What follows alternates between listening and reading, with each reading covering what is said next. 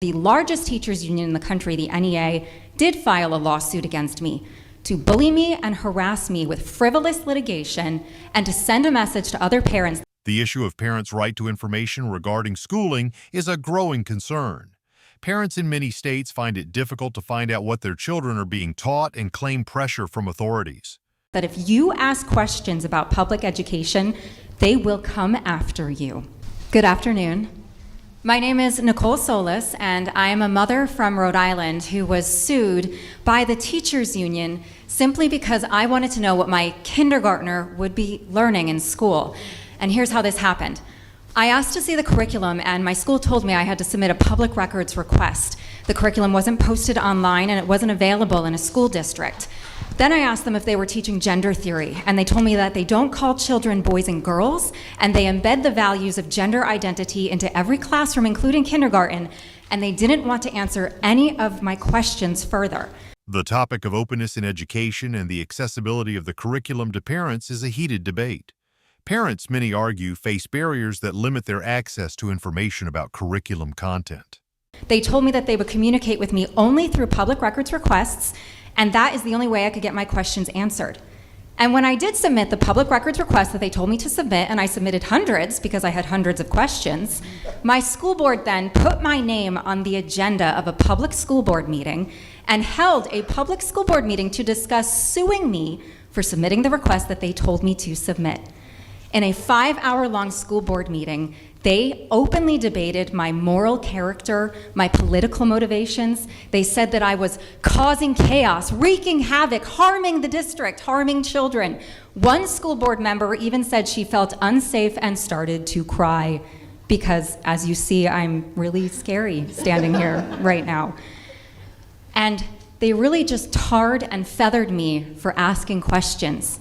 And they had never met me before, and this was the first school board meeting that I had ever been to in my life. They wanted to send a message to other parents that if you ask questions, they will come after you.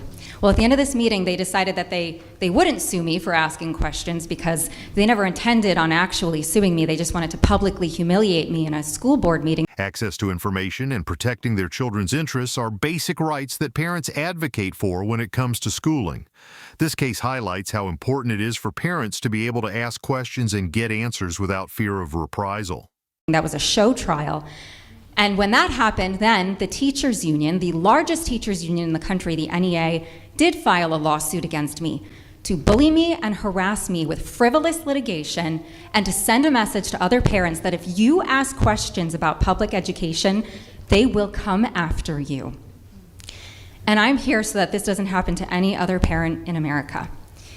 I'm still in litigation for almost 2 years with the teachers union. I still don't have my answers.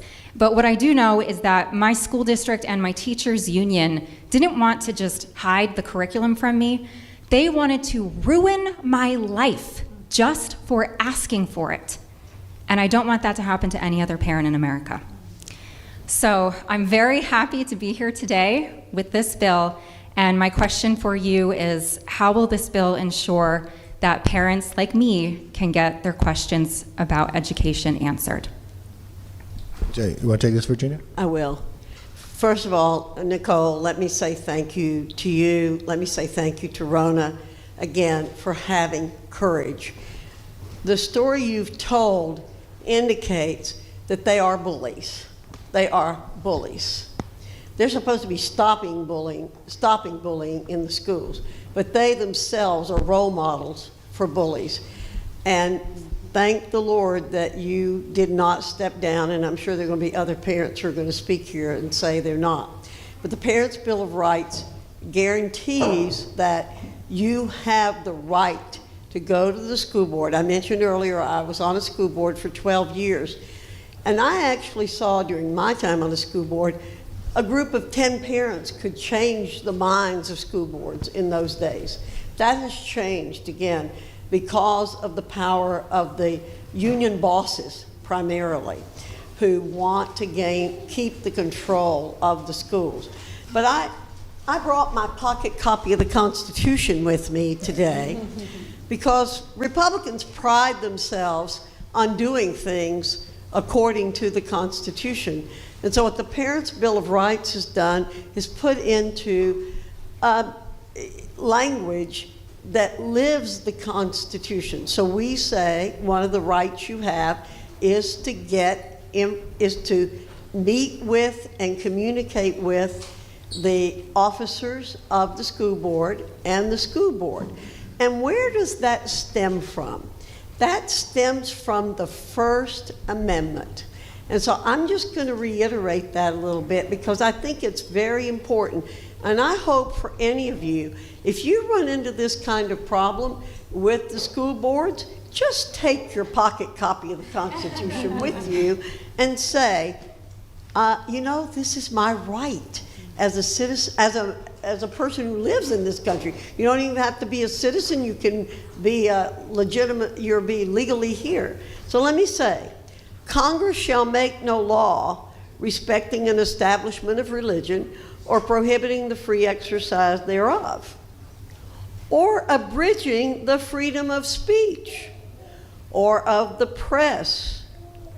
But here's the most important point for our discussion today, or the right of the people peaceably to assemble.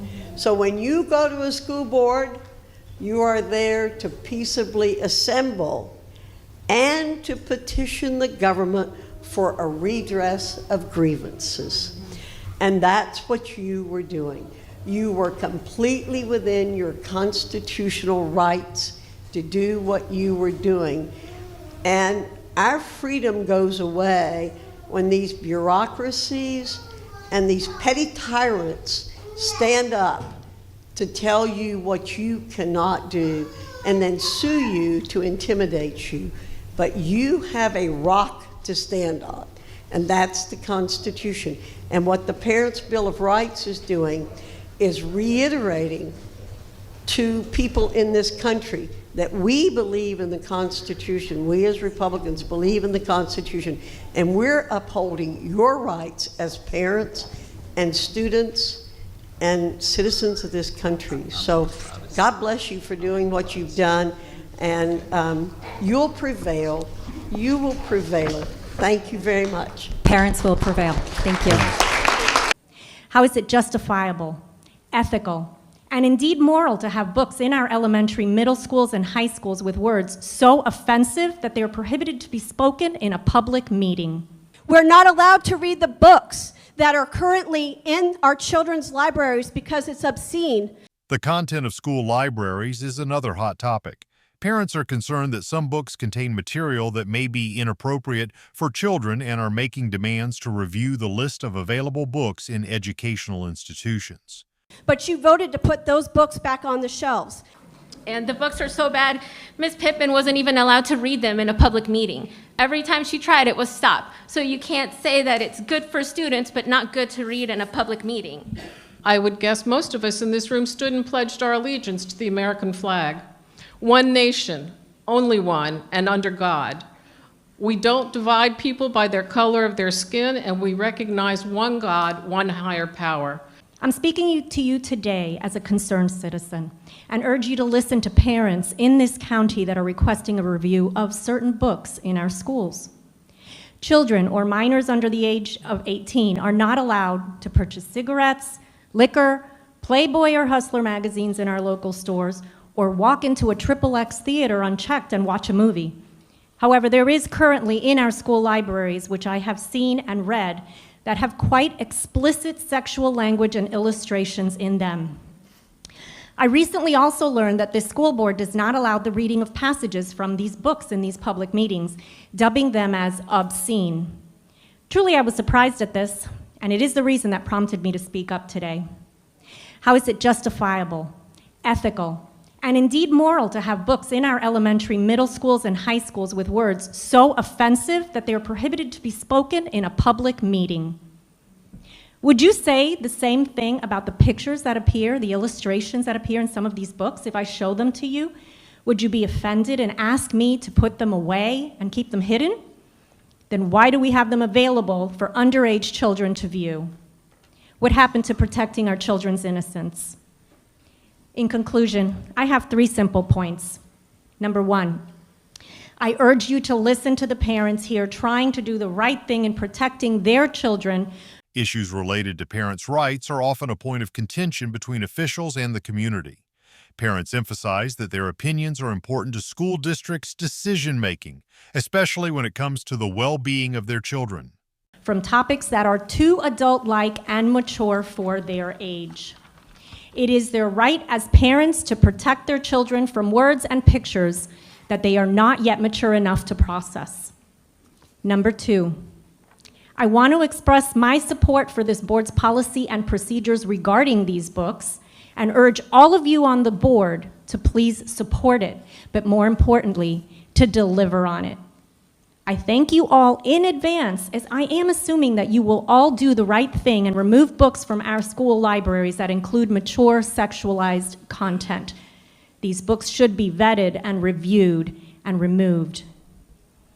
And last, I urge you to edit the citizen input guidelines so that parents and the community may have meaningful and fruitful discussions on this topic.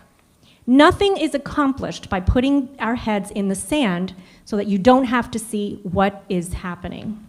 Thank you for listening. I wanted to speak today on the DeSantis hit list or target list. I don't like that the media is calling it that, and DeSantis didn't call it that. We're holding our elected officials accountable. You represent the community. And if you're not protecting children and putting children and families in the best interest by parental rights and children, you're not doing your job. And you see all the news outlets here, I'm sure you're getting lots of calls. When we tell you you're breaking the law or you're not following the governor's orders or the health department orders, it doesn't stop here. We're sending that information to our elected officials in Tallahassee. We're sending it to our representative, our senators, like we're supposed to do as citizens. So if it falls on deaf ears here, it doesn't stop here. It goes up to further government. Unfortunately, a lot of things and issues that happened here in Indian River County the past couple of years fell on deaf ears. The mask mandate that violated the governor's orders, the two people that are up for re-election in 2024, you voted for that. We told you it was breaking the law. You voted to put pornography, sexually explicit content, and critical race theory back on the shelves a year ago this month. We're not allowed to read the books that are currently in our children's libraries because it's obscene, but you voted to put those books back on the shelves. And guess what? We went through legislation, and we have a new parental rights law in education now. We have a new library vetting committee, and those books are going to be permanently removed. They will be permanently removed. Okay? Quiet, please. Thank you. So I know one of you asked in the news, how does DeSantis know our voting records? Again, we sent all that information to him because he can't know what's going on in 67 counties. It's our job as the citizens to let our elected officials know what's going on. And you know what? If you always followed the law and you always followed the rules, you would have nothing to worry about. But this case, again and again and again, we're getting letters from the Department of Education. We're getting letters. There's been multiple Department of Education letters that have come to this board that said we're not in compliance. There's two we currently have now, and I know they're getting discussed later. So what we ask as citizens is to follow the laws, follow the rules, respect parental rights, and be best by all children and not just some children. Thank you. As a parent, I wanted to say my full support for the governor's woke list. Parental rights legislation is gaining popularity as a way to ensure that parents have the rights they need to participate in the educational process and protect the interests of their children. Through the chair, I remember when you and Mr. Barefoot voted to violate the governor's executive order, as well as going against the Surgeon General's directive and forced mandatory masking on children without parental opt-out. The district got a letter from the Florida Department of Education about this, saying that you were wrong. I also remember when the board decided to violate Sunshine Law in order to allow pornographic books back into the hands of school children. And the books are so bad, Ms. Pippin wasn't even allowed to read them in a public meeting. Every time she tried, it was stopped. So you can't say that it's good for students, but not good to read in a public meeting. And also, it looks like the board got a letter from the Florida Department of Education stating the violation of sunshine also. I just wanted to say that these 2 school board members have not done best by children, should not be reelected for these positions. I came to every meeting for 2 years to only have 1 school board member listen, and I'm happy now that there's another one that replaced the person who was here last. I wholeheartedly agree with Governor DeSantis' analysis of the actions of these 2 school board members up for election. It seems that the state still listens better than our own school board. Thank you. Good evening.